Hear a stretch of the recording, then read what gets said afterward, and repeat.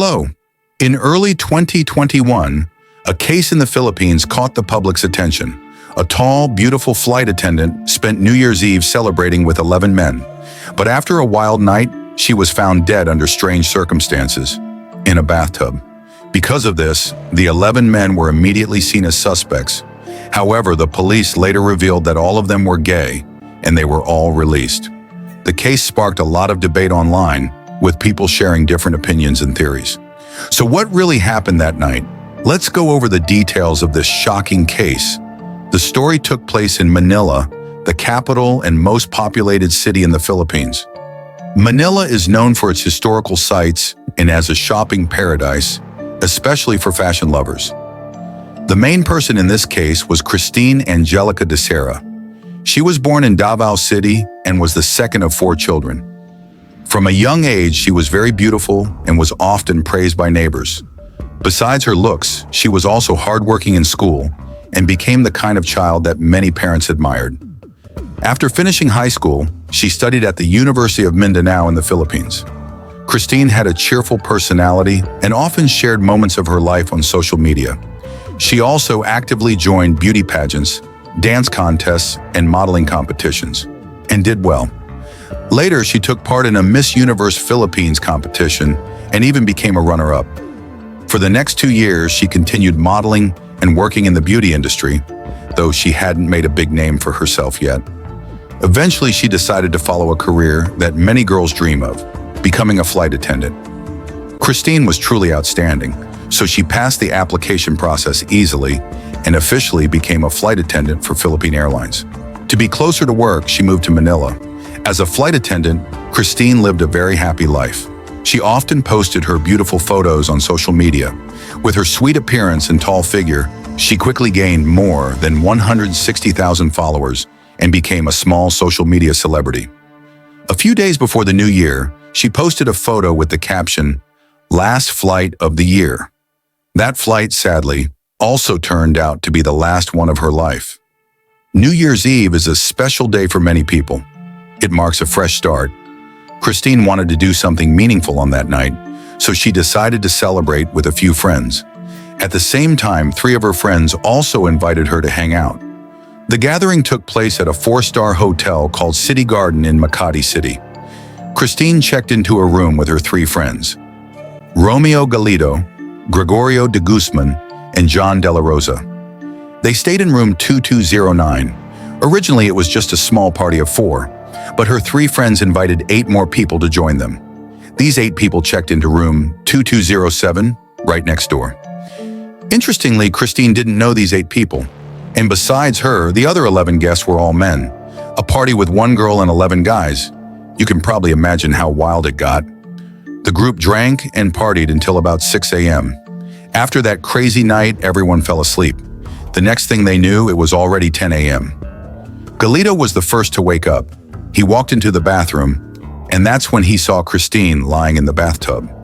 He thought she probably drank too much the night before and just fell asleep there. Instead of waking her up, he covered her with a blanket and went back to bed. Around noon, he got up and went to the bathroom to check if Dacera had woken up. From a distance, he noticed that her face had a strange bluish color. Feeling that something was wrong, he tried to check if she was still breathing, and was shocked to realize she had passed away. He immediately called 2 friends, Guman and Sina, to help. None of them had ever experienced something like this before, so they panicked. At first, they tried CPR, but it didn't work. They quickly got help from the hotel staff and rushed her to Makati Hospital, but the hospital confirmed that she had already passed away before arriving.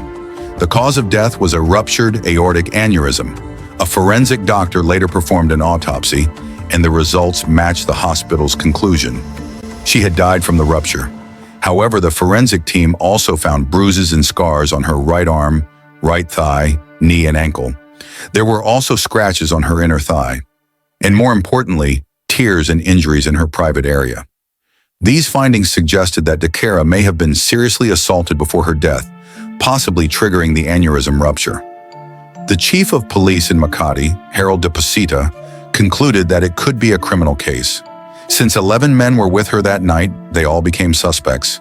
Traces of semen were also found in Dacera's body, which became key physical evidence in the investigation. The National Police Chief of the Philippines, Deputy Senat, said, "We have arrested 3 of them. The remaining 8 are being tracked down." He also warned them to turn themselves in within 72 hours or face serious consequences. Once the news came out, it created a storm across the Philippines. A flight attendant and 11 men had partied wildly, and in the end, the woman had died. People everywhere were talking about the case. Many blamed the 11 men and hoped the police would punish them strictly. Others criticized Dacera for partying recklessly and not knowing when to stop. According to sources, the police had already made their conclusion. All that remained was to arrest and question the suspects. But things took an unexpected turn. The 3 men who had been arrested insisted they were innocent. They said they were very close friends with Dacera and would never hurt her. They claimed she died naturally and that her death had nothing to do with them. In fact, all 3 admitted they were only interested in men. They weren't attracted to women at all. They were gay, and Dacera knew it, which is why she felt comfortable hanging out with them. They said they had drunk a lot that night, but that was all. They didn't do anything to her. They also revealed that the other 8 guests they had invited were also gay. They weren't into women and had no reason to harm Dacera. At the time, many people involved started spreading the news online, saying that the suspects were all genuinely only interested in men and had no criminal records. The families of the 11 suspects also began to speak out. They questioned how the police handled the case, saying that the authorities had jumped to conclusions without a proper investigation. They felt the accusations were unfair.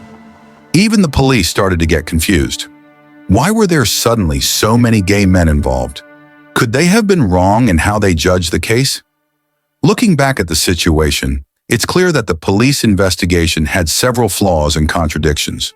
First, the police claimed that semen was found in Dacera's body. However, they never conducted any DNA comparisons with the suspects before jumping to conclusions. That alone seems suspicious. Second, although the forensic report confirmed that Dacera had injuries on her body, it couldn't determine how those injuries were caused. In addition, footage from the hotel's surveillance cameras showed Dacera behaving normally in both room 2207 and room 2209. She appeared relaxed and there was no sign of her being forced to do anything. At one point, she was seen holding a wine glass, playfully chasing 2 men from room 2207 to room 2209. During that time, she also called her mom and said she was having a great New Year's Eve at the hotel. Later, she was seen happily holding hands with a man as they walked out of room 2209. The same man then escorted her to the door of the room, where they rang the bell and knocked repeatedly. Dacera even tried to kiss him, but he didn't seem to welcome it. His gestures showed hesitation as he continued to press the doorbell. That man turned out to be Guman, one of her 3 close friends. She appeared very drunk and unsteady. At one point, a man carried her back to room 2209. Surveillance footage also captured Guman carrying her again later that morning. Besides the surveillance footage, there was also a photo taken by one of her friends shortly before she passed away. In the picture, she was sitting near the toilet, clearly intoxicated, but making a peace sign with her fingers. After these videos were made public, many people felt that Dacera's friends were trustworthy. They had looked after her the whole time and made sure she got back to her room. There were no signs of wrongdoing. With all this new information, the police released the 3 men and changed their official statement. They explained that the samples collected from Dacera's body might have been contaminated during the embalming process before the autopsy. They then concluded that Dacera had died from natural causes and that the 11 men had nothing to do with it. This sudden turn of events shocked people across the Philippines. Just moments before, the police had labeled it a criminal case and were actively tracking suspects, and now all 11 of them were suddenly declared innocent. The public found it laughable. After the news broke, people started criticizing the police for their incompetence. Some even suspected that the police and the suspects might have been working together. All 11 suspects had one thing in common. They came from wealthy families. Many people believed that their families had used money and connections to influence the police and suppress the case. The public then put pressure on the police and the government, demanding a thorough reinvestigation. If there was any corruption involved, it had to be exposed and punished. Given the many injuries on Dacera's body, Her family believed she had been drugged and abused. Even though she had already been buried, her mother said she was willing to have her body exhumed for another examination if that's what it took to uncover the truth. Her family also filed complaints against the police and forensic reports. They claimed that the death certificate, which said her body had been embalmed earlier, was inaccurate and contradictory. They accused the police of being careless and neglectful and took the case to court.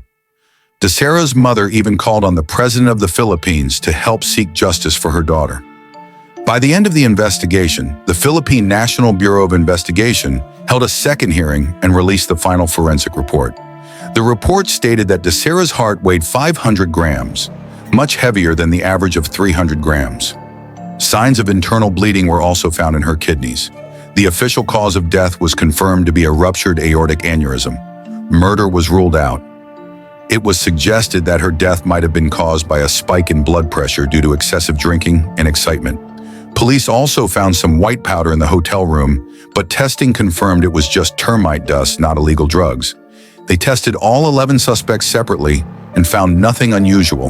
No drugs were detected in Dacera's body either, except for traces of medication for high blood pressure. Police couldn't determine the exact cause of the bruises on her body. Her three friends said it might have happened because they were all drunk and bumped into each other. Also, during the process of taking her to the hospital, the hotel had to provide a wheelchair because she couldn't sit upright. It's possible she got scratched during the move. Eventually, police released a detailed 19-page report stating that the evidence wasn't strong enough to prove it was a homicide. Dacera's friends had attempted CPR and called for help from hotel staff as soon as they found her. The report said they had no motive to commit a crime, so the charges against the 11 men were officially dropped due to lack of evidence, and the case was closed. Even though the case was formally closed, public debate didn't stop. Dacera's family continued to accuse the 11 men of wrongdoing and lying. In response, 5 of the men filed legal complaints against the family for false accusations and defamation on social media. Over a year after Dacera's death, police dismissed all complaints and allegations connected to the case. They indirectly told the public that the case was over and not to waste any more time or effort on it. One of the biggest reasons the case took such a drastic turn was due to how the lead investigator, Harold Depositar, handled it. He immediately made public statements without a full investigation, claiming it was a murder and naming the 11 men as suspects. His actions were seen as reckless and irresponsible. Additionally, the autopsy report by medical examiner Michael L. Sarmiento lacked thoroughness and precision. As a result, both of them were dismissed from their positions. This incident also occurred during the COVID-19 pandemic. At the time, the rule was that no more than 2 people could stay in one hotel room.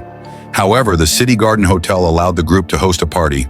Because of that, the hotel was fined, had its business license suspended for 6 months, and was charged a penalty of 10,000 pesos.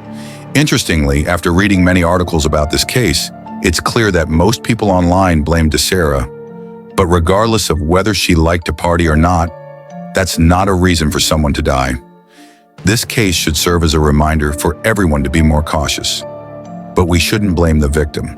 Saying things like, "If you don't respect yourself, you deserve to die," is harmful. You're free to have your own opinion, but let's keep a peaceful mindset so good things can come to us. That's the end of today's video. See you in the next one. Goodbye.